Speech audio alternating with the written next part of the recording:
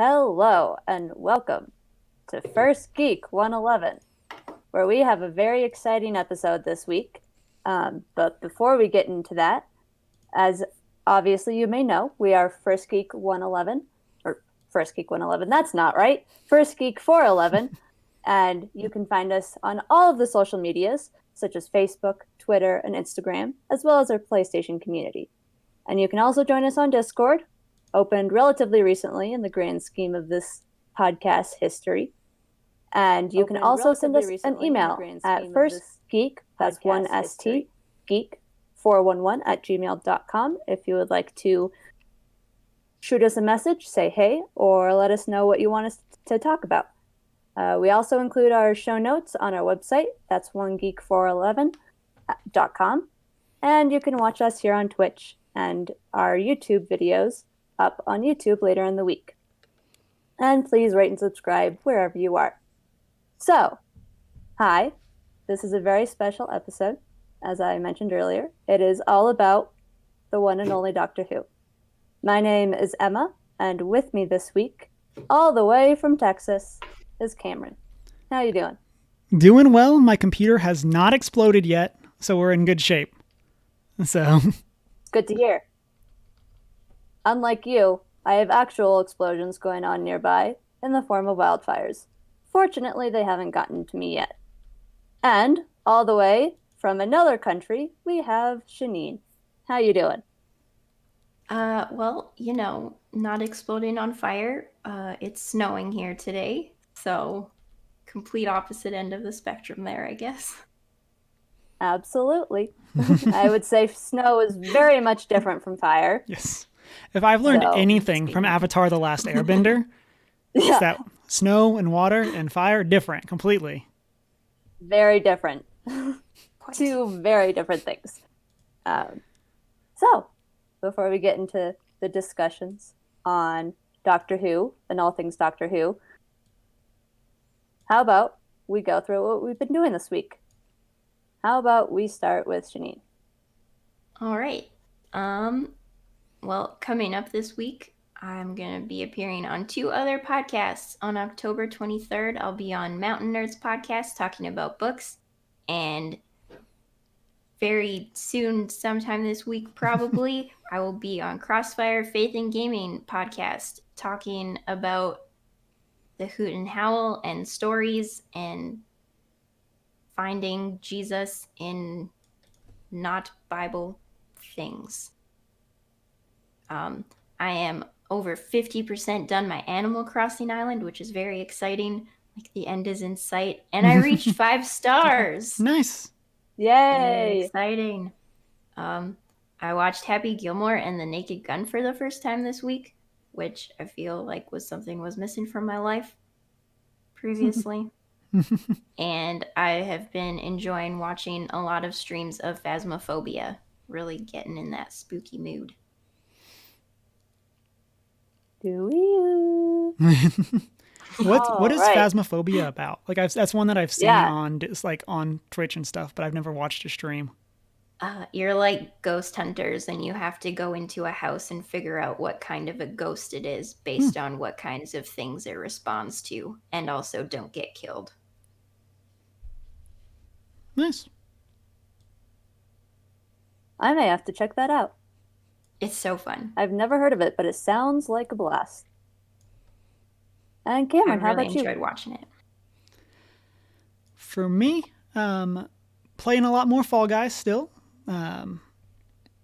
Getting those crowns. I got my 20th win the other day. And so I'm still enjoying the new season, except for the new egg scramble that literally no one asked for. I do not know why they gave us a new one. It's the worst level. We did not need a second worst egg scramble. I feel very strongly about this. And clearly. Yes. I have strong opinions on Fall Guys levels. And you've made your opinion on Fall Guys levels clear. Yes.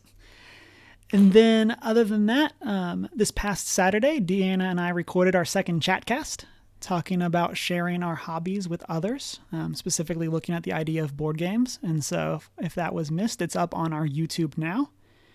And then also streamed my first play of Death Stranding, which I feel like is appropriately spoopy for this time of year. Yep. And so I got about 2 hours in, and so played a little bit more since then. And then last night we did Jackbox with our D&D group. And so that was a ton of fun, as always. And then went and voted. Did that early voting, my civic duty and all that kind of stuff. It's what we like to see. Yeah. People doing their civic duty. And Emma, what about you? As for my... Yeah. I'm used to doing the transitions. Sorry, you're hosting. I know. As for myself, I, this week, finished book 5 of the Wheel of Time series, Fires of Heaven. And that's super exciting because, for those of you who don't know, Wheel of Time is a fantasy series that's 14 books long in the style of Tolkien. So it's a long haul, and finishing even one book is a big accomplishment. So I finished book 5 and moved on to book 6, and I was very excited about that and proud of myself for that accomplishment. I also voted this week. That's something I did today, actually, and also doing my own civic duty to the state of the world to some extent. And then I also pumpkin-fied my Animal Crossing island a little bit in my spare time, and that was fun. It's not a full Halloween island, but it's something. I've got some pumpkins and some decorations and a little pumpkin patch, so I like it. And yeah, that is that for our things from this week. So that takes us on to the topic at hand and the elephant in the room, which is Doctor Who and all things related. And the first would be in the news section of video games. Who wants to go for it? I can do one. So or should I call names? This is like really weird that so we've been talking about doing this, and then conveniently last week we got 2 Doctor Who video games announced. And so it was pretty good timing. And so one of the first games we got announced is Doctor Who: The Edge of Reality, which is a follow-up to the VR Doctor Who: The Edge of Time, set to appear on the current gen systems in spring of 2021, as well as PC. And so it'll follow the 13th Doctor, as well as the 10th Doctor. And then I think it's supposed to be a puzzle game. And so, sorry, I was trying to find the right quote that I wanted. Unlike the previous game that was VR, this one will not be. And its story will pick up after the Edge of Reality. So hopefully that means that you won't actually have needed to play the old one. They'll give you some catch up for that. Since I would, in the grand scheme of things, with it being VR, I would guess there probably weren't too many people that played it. At least on the scheme of Doctor Who fans. And so, and here's the quote I was looking for. The story is continued from the first game and sees the Doctor attempting to save reality from a series of time-breaking glitches. Exploration, puzzles, and challenges will await players across the adventure.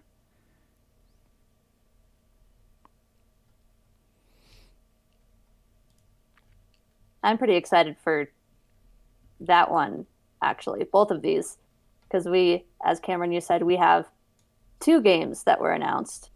So I'm excited for that one, as well as the other one we got announced, which was The Lonely Assassins. I feel like I said that weird.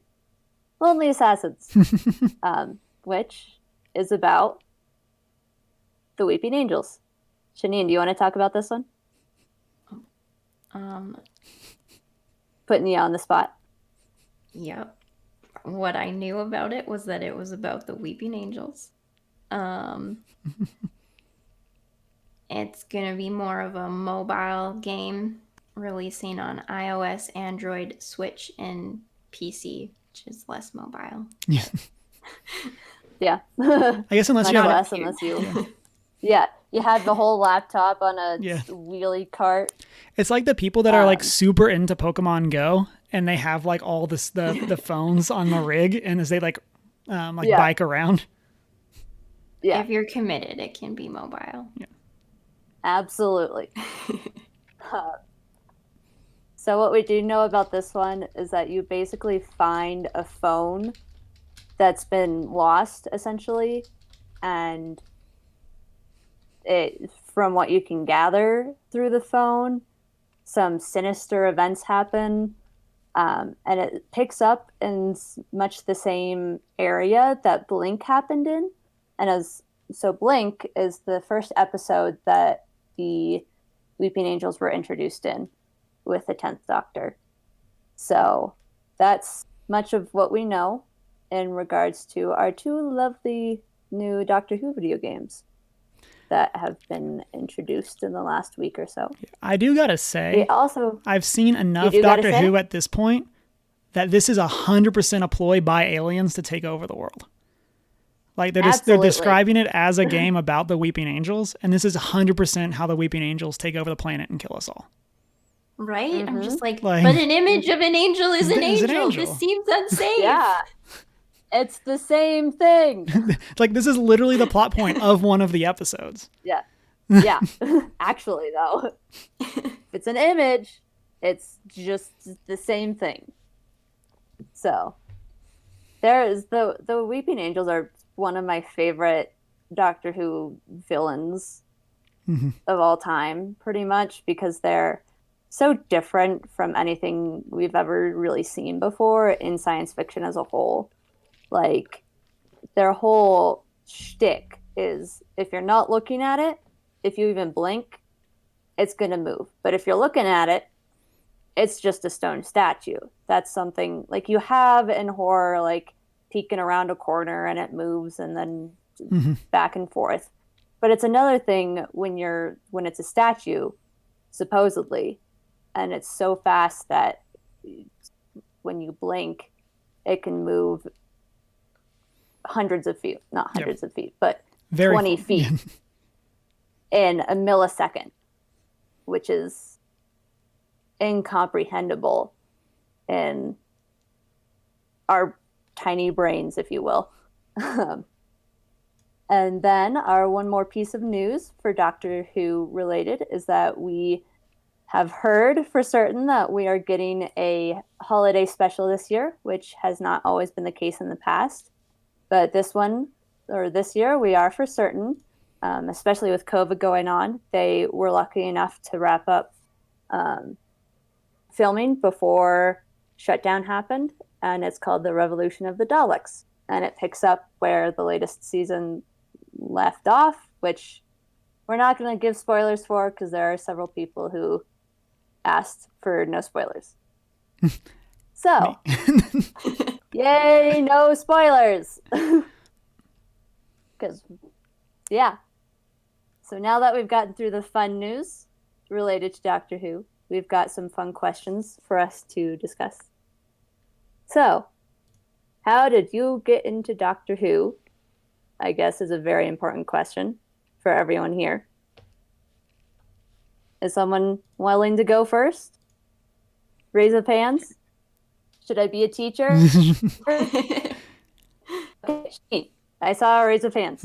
Do it. I'll do it. Okay. I had been wanting to get into Doctor Who for a while because I had been seeing stuff about it. I think Sherlock was like the first thing I got into, and then suddenly you start seeing all this Super Who-lock stuff, and I'm like, Doctor Who sounds interesting. Like, I really want to watch it, but I just like never did. And then my friend, one of the same ones who got me into magic, was like, good friend, you're gonna love Doctor Who. And made me watch it right from the beginning of the 9th Doctor, and I loved it right from the beginning and binged through most of the first few seasons with him. Then I was a Whovian. Whovian for life? For life. For life. It's the best way to go, if you ask me. For me, it was let's see, it was 7th grade, so that was at least 10 years ago, roughly, probably more. And one of my closest friends pulled me aside one day. I was over at her house, and she's like, hey, Emma, I know this show you would really like. And the first thing from Doctor Who I had ever seen was the clip of the Ninth Doctor regenerating, that whole scene. Mm-hmm. And I had no context, no information, just, oh yeah, there's this guy in this weird place with this chick, and he suddenly explodes into golden light, and he's a new person? These people must be on drugs. Like, that was, like, literally my thought process. But my friend was like, no, you would really like this. Like, trust me. And so, like, I shrugged it off. And then a week later, I was like, okay, fine, I'll give the first episode a try. And I was sold from the first episode. But for the first week, I was like, this show's nuts. These people are just very weird. And, like, apparently people can turn into other people when they die. But yeah, that was 11 years ago. 10, 11, 12. I lost count. It was a long time ago. And here I am today with many posters and many items. Cameron, how about you? So I kind of came at it a different way, where I had started to watch Doctor Who several years ago, and I think I got up towards either right around where Martha Jones gets introduced or like to her first episode, and then just kind of fell off and stopped watching. It just hadn't really clicked up to that point. And then recently, my wife and I were looking at for something else to watch, and revealed that I had not seen a lot of Doctor Who. So we started watching it and picking it back up. And then it very much felt like one of those shows that, like, I should have just watched like a couple more episodes. Mm-hmm. And I would have like binged the whole thing. It's like definitely one of those shows where like the very first episode with the Ninth Doctor and the store mannequins is definitely a cheesy episode and not the best. So, like, there are some things you have to forgive the show for to, like, actually get through to the rest and just, like, get to the good stuff.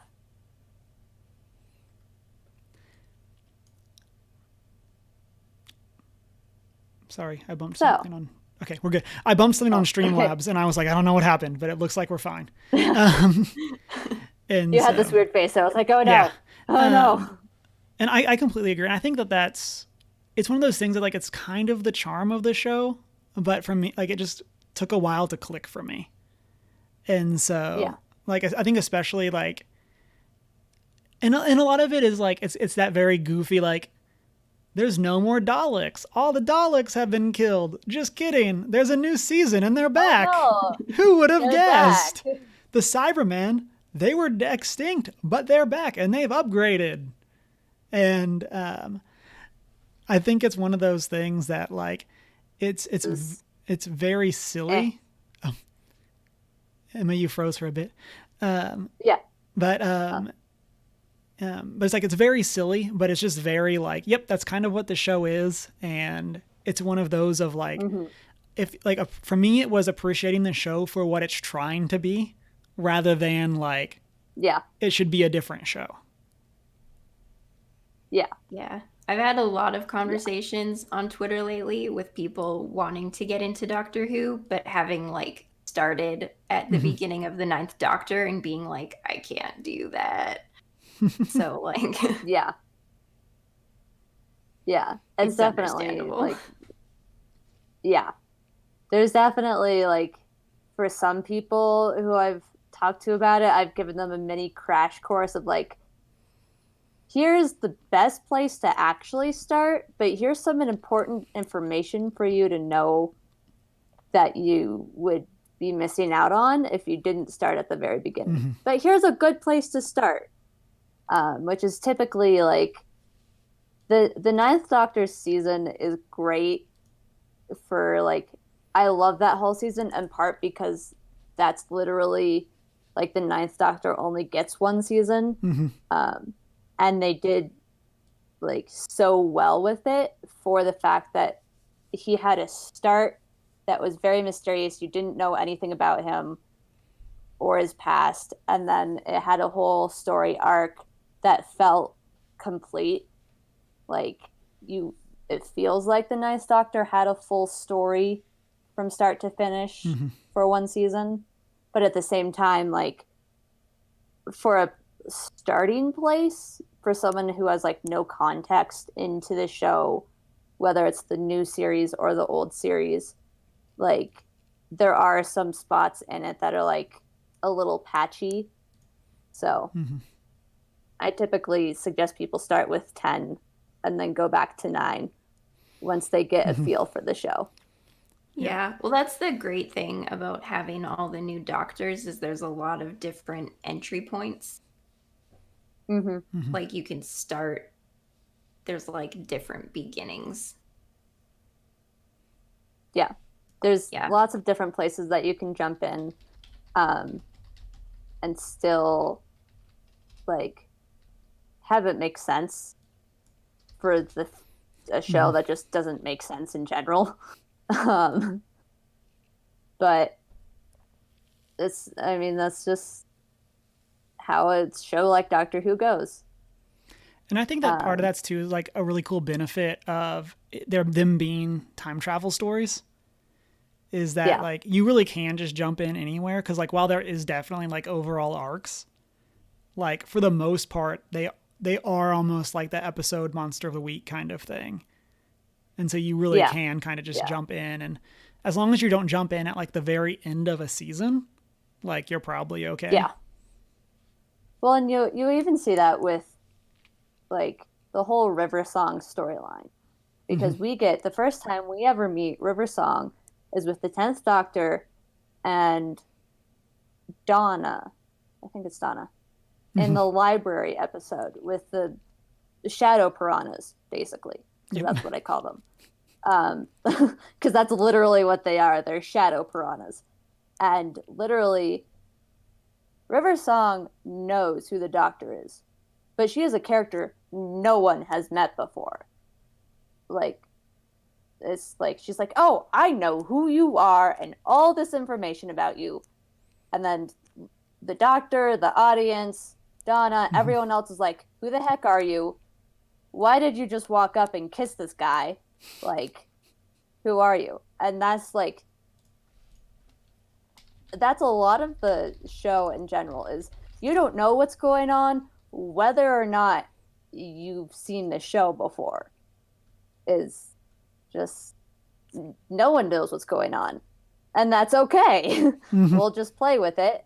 And then 2.5, 3 seasons later, you'll finally figure out who River Song is because they finally decided to follow up with that random episode. So.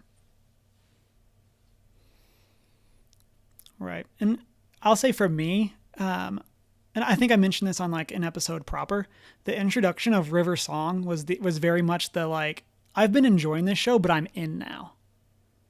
Like getting to experience like part of the Doctor's story from not the chronological timeline of the show. And I was like, I like this. I'm in. Like, I was like I said, that was one of the moments that I was like, yes, this, because that's a cool way of doing time travel that we hadn't seen previously in the show. And so I was super excited about that. Yeah.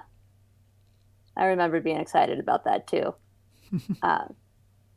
So, Cameron, since you're not completely done and or caught up, do you currently have a favorite Doctor, companion, or villain? Or all three? Or all three. So I guess we are currently at the end of season 7 So we haven't gotten the Capaldi yet. So just for like not like say like as a spoiler thing, but like as a Capaldi is not on my list because all I've seen is his eyes, like that kind of thing. Yeah. And so And his scary eyebrows. yes, for like that like 3 seconds in the 50th. Um, and so I'll say so with that, I think David Tennant is probably my favorite Doctor. Although the more that we've watched of Matt Smith, the more I've kind of been like, am I Matt Smith? Like there's so many things that like that character does that are 100% things that I would do. And so it's one of those of like, yeah. Is this just me? Yeah. I can see that. And then from a companion's perspective, I really liked Amy and Rory. And especially like just getting to have them both around for such a long period of time on the show. I think that was really cool. Catherine Tate as Donna, like, was amazing. Great casting. And like great casting. So I'm a big, like as talked about on the normal episodes, I'm a big Office fan, and I do not like Catherine Tate on The Office. I think they did her dirty. Like that character is not interesting, but like her first like, because like she shows up in a Christmas special, and then like comes back like the next season, and then becomes a companion, and her like scene of seeing the Doctor in that episode is funnier through the window. Yeah, it's funnier than the whole time on The Office. And I was just like, how, like, she has such great like physical comedy, and they just didn't use that on The Office. She just fit that role perfectly. Like, it was so good. To the like Donna's sass and sort of clap back. Yep.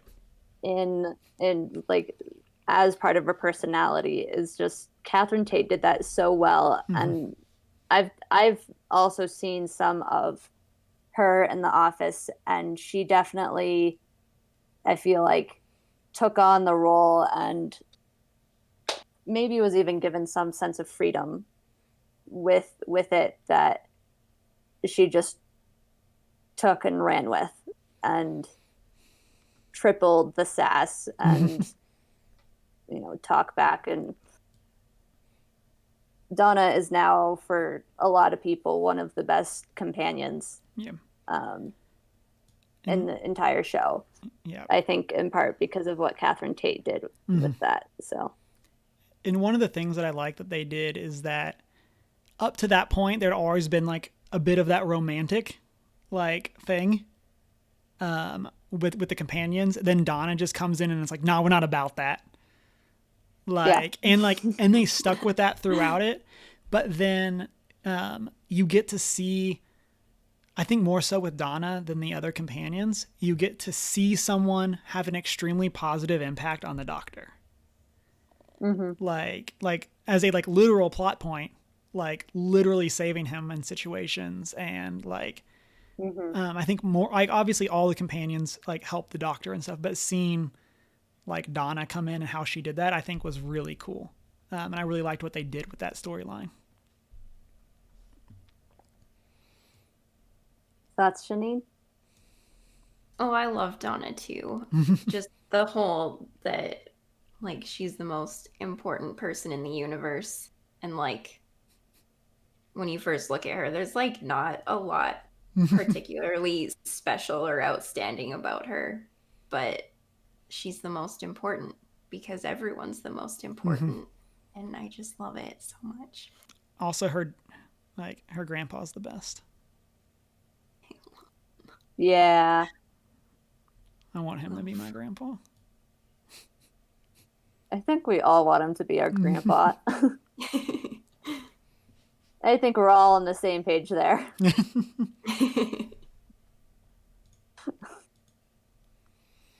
And then, but I guess from a villain's perspective, I mean, I know you talked about it earlier. The Weeping Angels are really good villains, monsters, I guess, more so than villains. They're not really like, I say they're not really a villain because they don't really have a plan. Like they're just kind of like these evil beings. So I guess that would to what you have, they'd fall into one that monster category.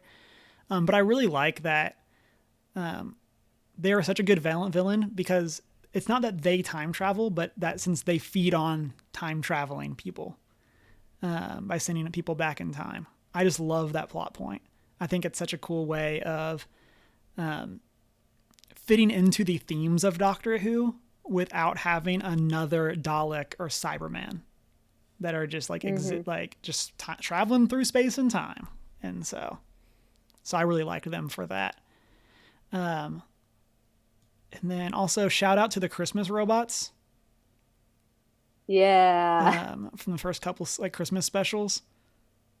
Like that was the first one with David Tennant. Yeah. And the rotating Christmas tree. Yes, exactly. Tree of death. And so I loved that just because again it's one of those like it's super cheesy, but for what the show's doing, it's just so funny and it's so like, yep, these super evil Santas like, oh, it's so good. So I just remembered a fun fact about the Weeping Angels and the Blink episode. So part of the reason the Blink episode was made was because for that season, as part of either the contracts or something with David Tennant and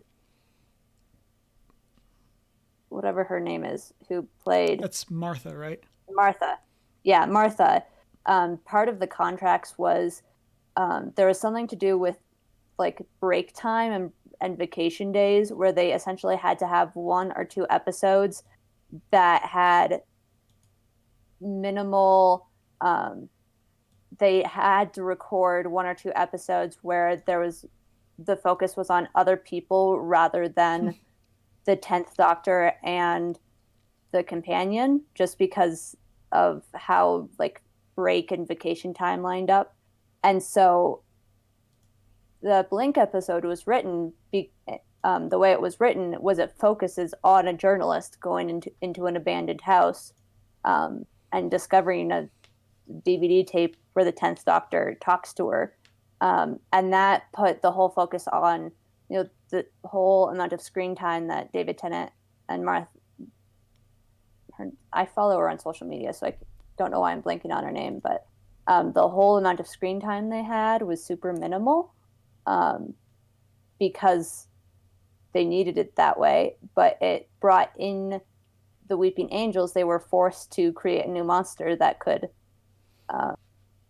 make it happen that they were sent back in time, which is why you're not seeing anything of them. So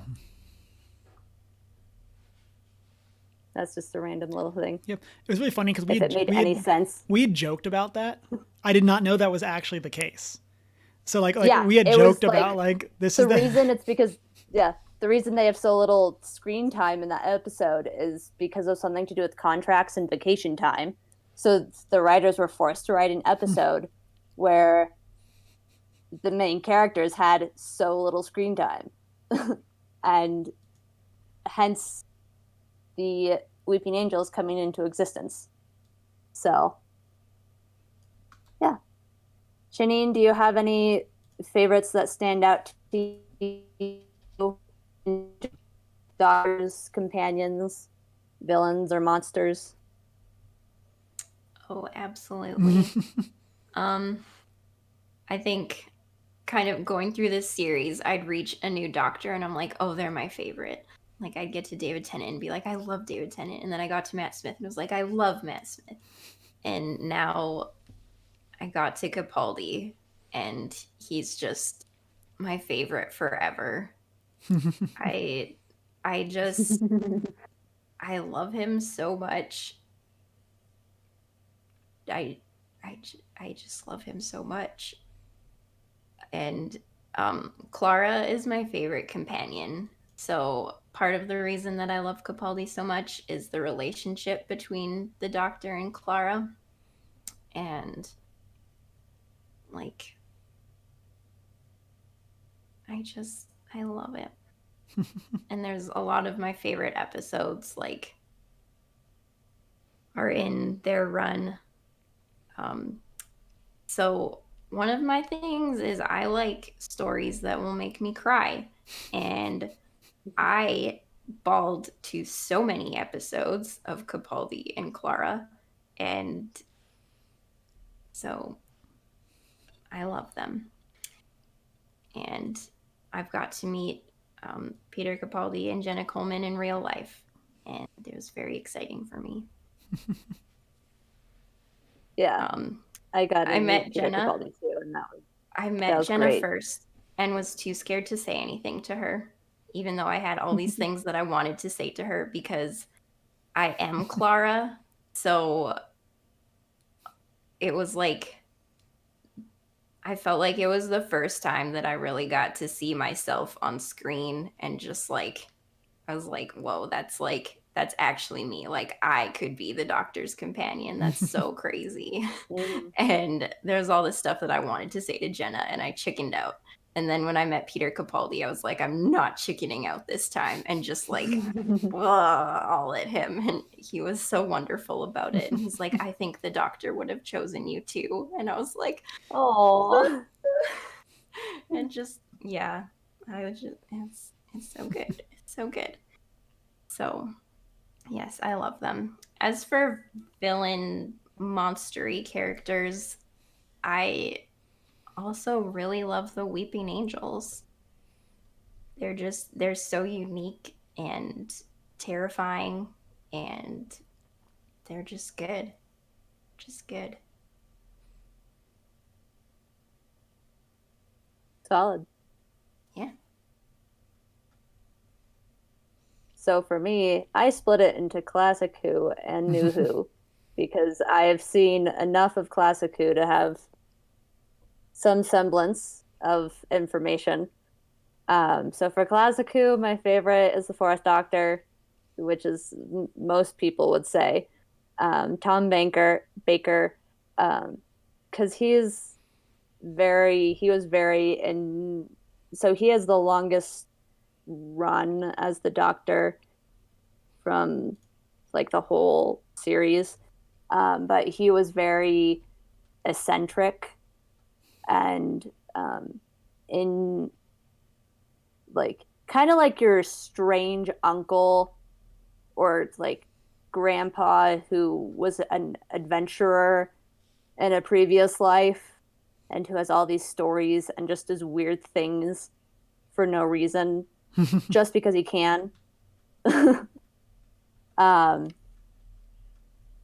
my favorite companion in general would actually be Donna, as for many reasons we've talked about earlier. Although she is New Who, she's one of my favorites for the whole series. And then my favorite of the new series, favorite Doctor, probably 10, because I'm biased a little bit, and he was the first Doctor I really got into, aside from 9. And that was right around when I started watching, was when they were filming David Tennant's second or third series or season. So that's just for me, for my favorite Doctors. I really enjoyed Capaldi's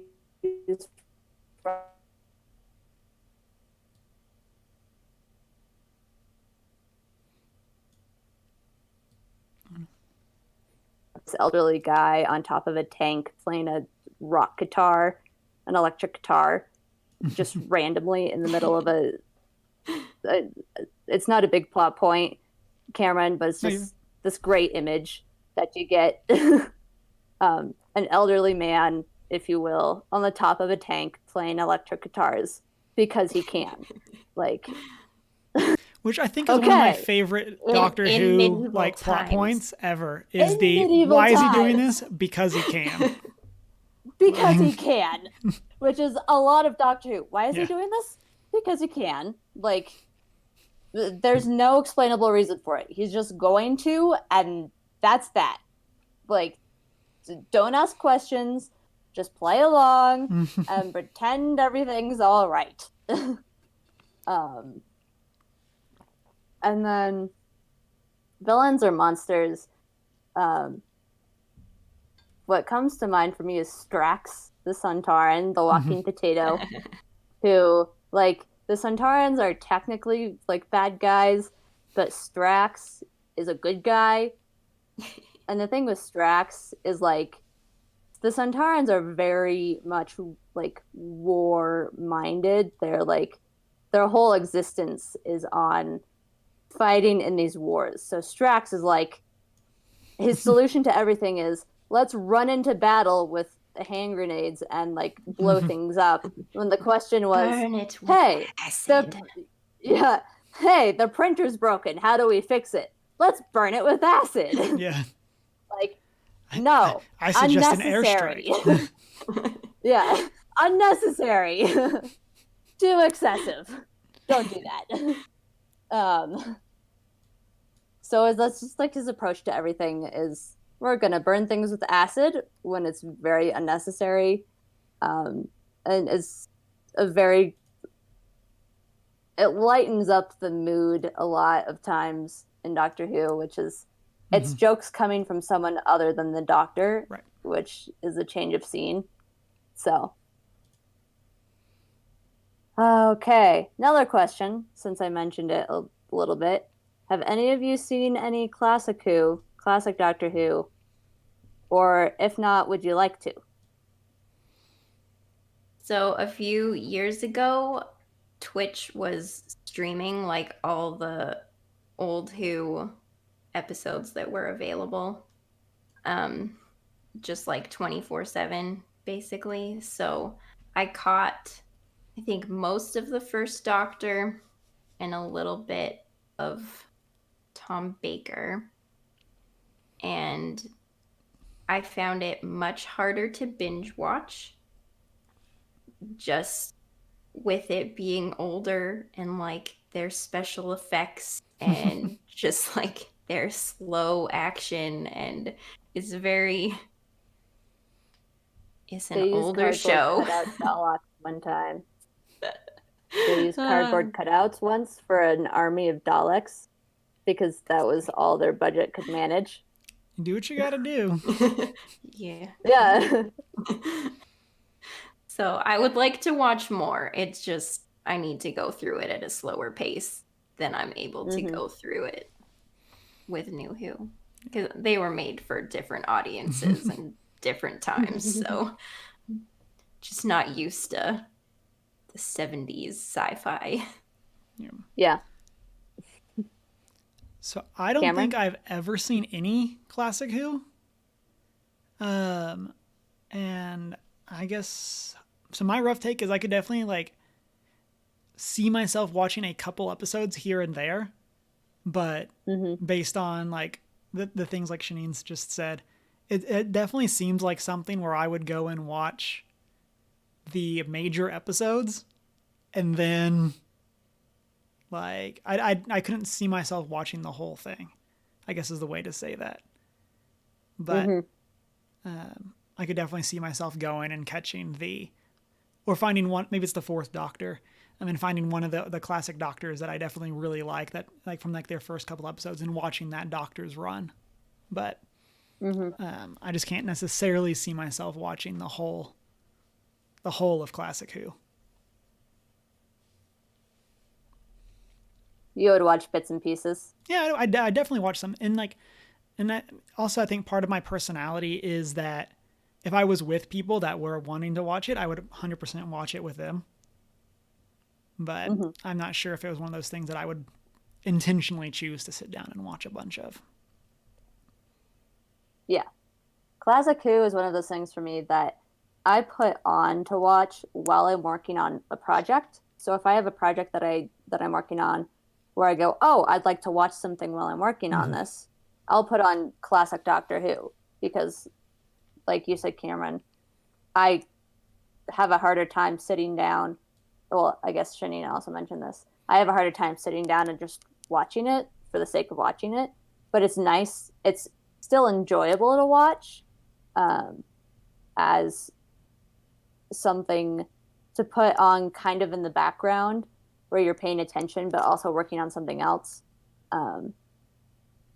That's something I've done with it, because there's a website, a streaming site called um, British Box that has the entire collection of digitalized episodes up. So the subscription's cheap, and so I have access to that. So it's something that I pull up if I'm doing the dishes or laundry or whatever. It's nicer to watch it that way when I'm working on a project, because it is like, for me, I want to watch all of it somehow eventually, because that's just who I am as a person.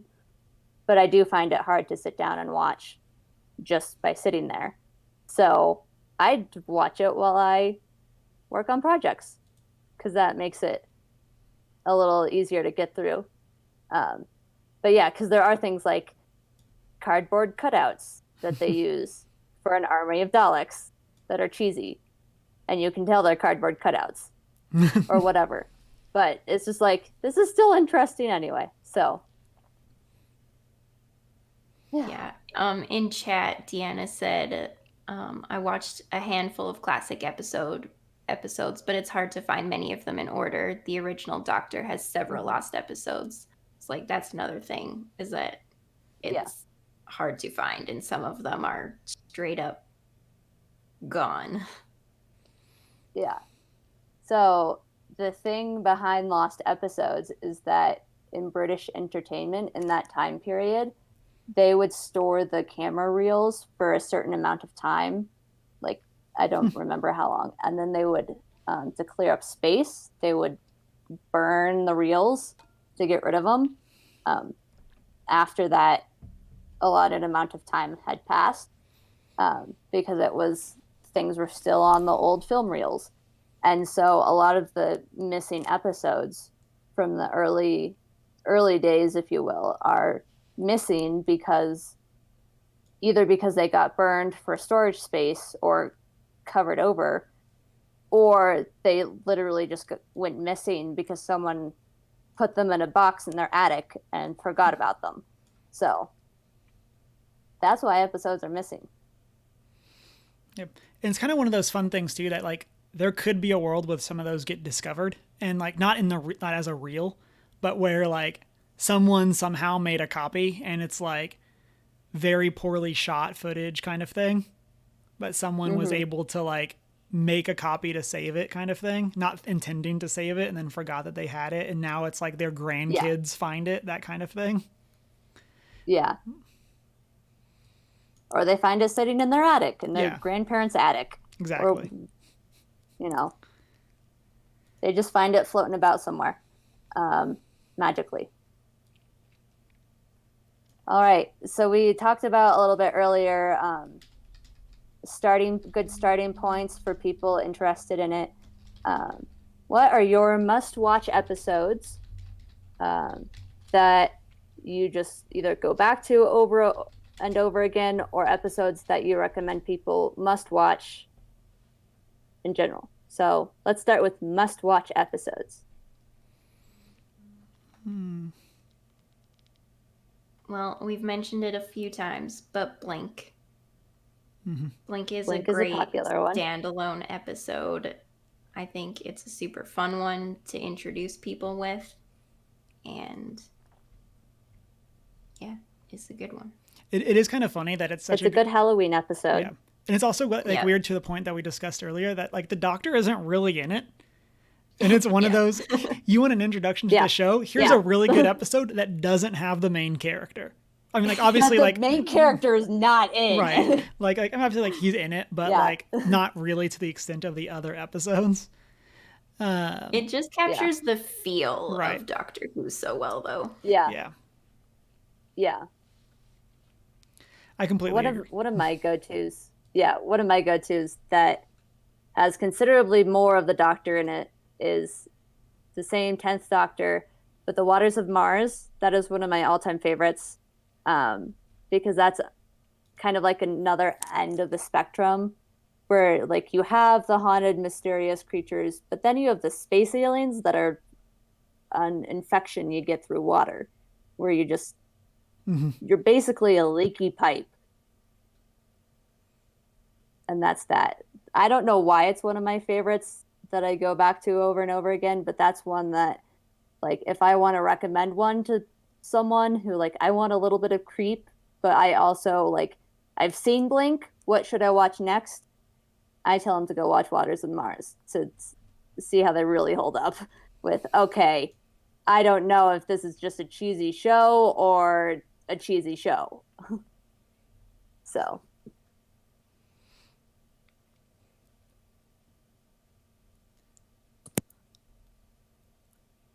My absolute favorite to introduce people with, though, is Vincent and the Doctor.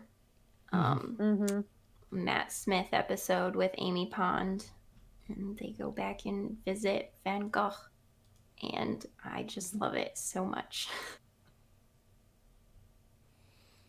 My best friend, her mom loves Van Gogh, and they got into Doctor Who in part because of me. And when she saw that episode for the first time, she was like, she bawled and just was crying because it was like her favorite thing ever in a TV show, where the whole ending of that episode was the Doctor showing Vincent basically that he is a legend in modern day art.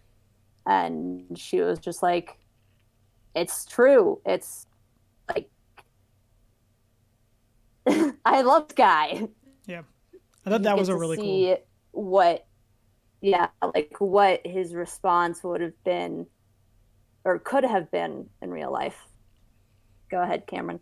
I was just agreeing with you on that point. I really liked that. Oh, yeah. That in one of the things that I like about that episode is it is kind of its show of mental health. And I think that episode did a good job at, like, because they aren't able to fix Van Gogh. Like, and I like that there's that show that there's even for the people when they can see what for all of us, I think we would probably consider to be a bright spot of, like, being remembered positively of one of the best in whatever it is that we chose in hundreds of years. But even with that, there still can be mental health problems. And I really liked that. And you can still need to have somebody to help you with those. And I really liked that. I was trying to find the episode and I couldn't find it, but it's the Victorian one, where they're going through the time with Shakespeare. No, sorry, Victor. I realize that it does not narrow it down. It's the one where they're on the ship that is built of, I want to say the Queen. Oh, with the pirates. That one too, also really good. Also realizing it's really hard to narrow these down based on just it's the spaceship that is trying to rebuild itself, and it's with the cog work. With the 10th Doctor? Yes, the cog work. Oh. Yeah. I was trying to find Girl in the Fireplace. Yes, that one. It's Girl in the Fireplace. Yes. I know this. I really liked that one because it gets you in a very good way. It gets that, like, even though, like, the TARDIS isn't the thing time traveling, you get some really cool time travel stories of the Doctor interacting with this woman as she grows up. So I really like that. Go ahead, Emma. You see that aspect of time traveling where for one person it's just with that episode you see that aspect of time travel where for one person 5 minutes has passed, but for the other person 5 months has passed, right? Which was a great, like, aspect to explore in a TV show where that doesn't really use that cliche of time travel a whole lot. So yeah. And then I also, and if it does, it's good. It's just, if it does use that, it's because the Doctor forgot or miscalculated, as is the case with Amy Pond. Yeah. And then I really liked the Christmas Carol episode. I really liked the twist on the ghosts. And so I thought that was a really cool just way of doing that. And again, kind of showing that despite the Doctor's best efforts, the easy solution doesn't always work. And so I really liked that part of that story, and like it works out in the end, of course, but like it doesn't quite work out the way it's not a completely like yay everyone wins ending, and I like that in stories. And then the Curse of the Black Spot, the pirate ship one, I really liked the that pirates one. And I think there I was pretty happy when the pirates showed up. Yeah. Then there's like kind of just like a lot of other like here and there ones. Deanna said in chat the James Corden episodes, and those are really good. Yeah, that's definitely one for me as well. And then I feel like I'm saying a lot, which I guess is a good thing. She is Mum. You are not Mum, and everyone else is peasants. Yes. There are so many random Doctor Who quotes that I have stored away in my brain. I forget them until someone mentions something. So everyone else is not Mum or peasants. That's from the James Corden episodes. And I love, any other final? I love that the doctor speaking baby comes up multiple times. Yeah. And just like, I speak baby. Multiple times. But my other favorite line for it, like the Doctor just being able to speak all languages, is his name is Susan and he wants you to respect his life choices, which is from the Western, and he's talking to the horse, so he can speak both baby and horse. So, which that episode has an actor in it from the Stargate series, which made me very happy. But anyway, any other final thoughts on all things Doctor Who before we move on to our top 3? Well, these are not episodes that I recommend to people to start with, but they are episodes that I personally will watch over and over again. Once again, remember, I like crying. So the Capaldi and Clara run of Face the Raven, Hellbent, and Heaven Sent. They get me every time. I've literally spent hours, possibly days, crying over those episodes. Yeah. Well, I was about to mention something about those that I will refrain from mentioning for the sake of spoilers. But the ending of those suggests something about Clara that leaves it open for possible future stuff, which I am being intentionally vague on for Cameron's sake. Which you'll probably figure it out the moment you see it. But anyway, on to the top 3, which this week, I realized I didn't mention it at the start, is if you could have any fictional character as your companion, pretending you were the Doctor, who would it be? Cameron, how about we start with you? Okay, so I'll say 2 of mine came very quickly to me, and then I struggled with a third one, and Deanna helped me, and I think the third one might be the best one, so I'm going to save that one for last. So the one that came to mind first for me was Luna Lovegood from Harry Potter, and so very much that quirky, creative person that I think Luna would be so much fun to have in that role of just like, definitely would. It's almost like the Amy Pond of like, he said not to do this.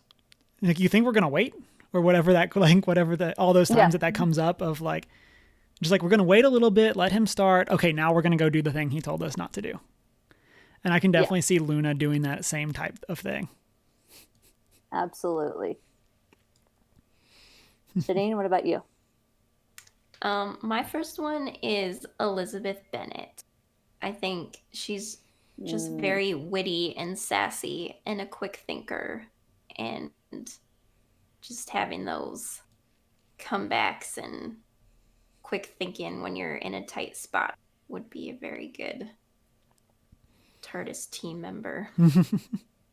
Absolutely. My first is the well-known Donna Noble. It's my one pick from Doctor Who that I allowed myself because, as we've talked about, she's very much there to keep you straight, on the straight and narrow. Cameron, what's your number 2? Okay, so having just finished Amy and Rory's part, I was definitely thinking of a couple, and mine is Belle and the Beast. And Belle, I guess kind of for a lot of the same reasons I would want Luna there. I think Belle, like, as an extremely intelligent, like, strong-willed, like, person would be super interesting to spend time traveling with. And then the Beast, of course, just as the full, like, antithesis of that. Of just, like, sometimes you need some muscle. And, like, just, like, the idea of the Doctor helping the Beast learn to not, like almost in the role of some of the people in the house, like the like helping the Beast come to those realizations that you don't have to just smash things. Like sometimes you can be a decent person even if you're the Beast. Yeah. Yeah, I considered Belle. What's your next choice then? My number 2 is Anne of Green Gables. I think that, like, one of her defining characteristics is just being able to find the wonder and beauty in life. And I think to see her in, like, just a actually magical setting would just be so incredible. And, like, sometimes watching Doctor Who episode after episode, you're like, oh yeah, they're on another alien planet. Who cares? Aliens, whatever.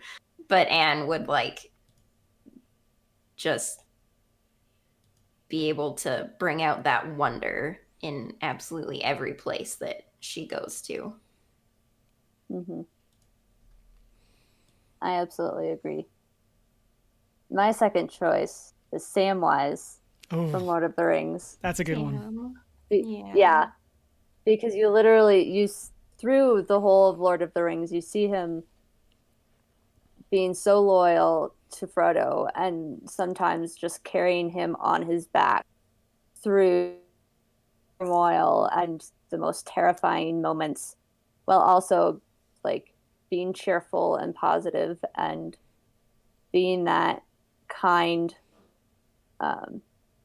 heart even in Frodo's worst moments, which we've all seen the Doctor have as well. Like, the Doctor has as many bad moments as he does good moments.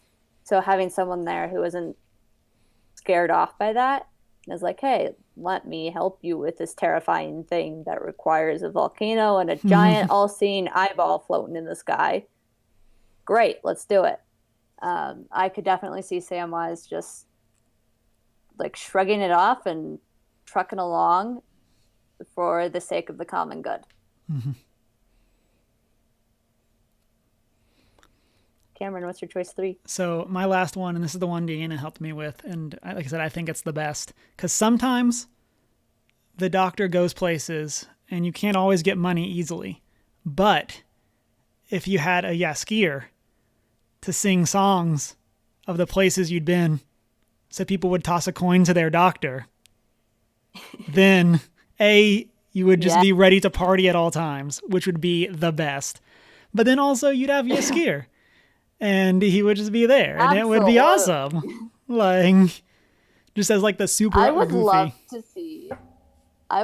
to see that friendship blossom. Exactly. Like, unlike Geralt, the Doctor would just be on the dance floor with Yaskier, just drunk giraffe all the way around. Yeah. Because that is the official Doctor Who dance. Don't ask me why I know these things. Hey, do what you gotta do. Is a file box. That's a great one. Kudos to Diana for helping you with that. Shanine. My last one is Lucy Pevensey.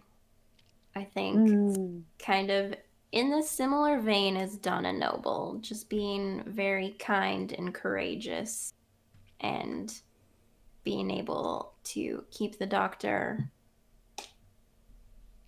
not going crazy. and yeah, I think she would sympathize with the people that they came into contact with and would be very brave and courageous when the time called for it. Mm-hmm. Absolutely. My third choice is our friendly radio voice, Cecil Palmer from Welcome to Night Vale.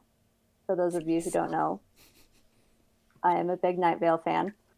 And I picked Cecil in part because he literally comes from a desert town so chock full of weird things that are normal that traveling with the doctor would not, I feel, be a shock to him at all. Like, literally in Night Vale, you're not allowed to go to the dog park because that's where the hooded figures live. So, like, just traveling with a doctor, they're going to land somewhere with some weird, monsters like the Weeping Angels or whatever, and he would just shrug it off and, like, it's just a normal day. Commentate the whole thing. Yeah, just a normal day. Like, no big deal. It's okay. Your thing is bigger on the inside. Okay, let's keep on going with life. Whoop-de-doo. And, like, he would just follow the doctor around and, like, have such a straight head on his shoulders that he would point out the things that the doctor wouldn't notice. So on our social media, some of the responses we got, Caleb A on Twitter says Michael Scott and Dwight from The Office. As we know, we've got some big Office fans in the house. We've got Gregory says Captain Holt from Brooklyn Nine-Nine. He would help balance all the craziness. Absolutely. Inroads says Marvin from Hitchhiker's Guide to the Galaxy. Samurai Jack from The Warrior, who would rather talk than fight. And Kaylee from Firefly. That is a great choice.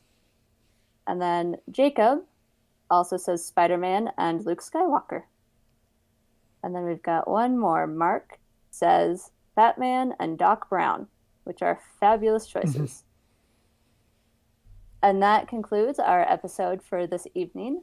We will post our next top 3 up on social media later this week, so just give that a check when it's up. Again, we are First Geek 411.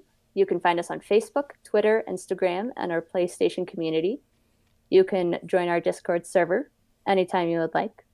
If you'd like to send us a topic to discuss or just say hi, you can find us. You can send those emails at 1stgeek411@gmail.com or shoot us a message. And you can watch us live right here on Twitch every Monday night at 6:45. And give us a rate, subscribe, or a like on all of your podcast platforms. And feel free to check us out on our show notes that has everything we talked about. And also give our sister podcast, Faith, Trust, and Pixie Dust, a look while you're at it. Again, my name is Emma. You can find me on social media at I Am Not Prepared. Am I forgetting something? I'm Cameron. Someone else? You can find me at Humar Whittle. Hello? And I'm Shanine. You can find me on Twitter at The Hoot and Howl and Instagram at Hoot and Howl Tales, Tales. Great. Have a good week. I think I did it.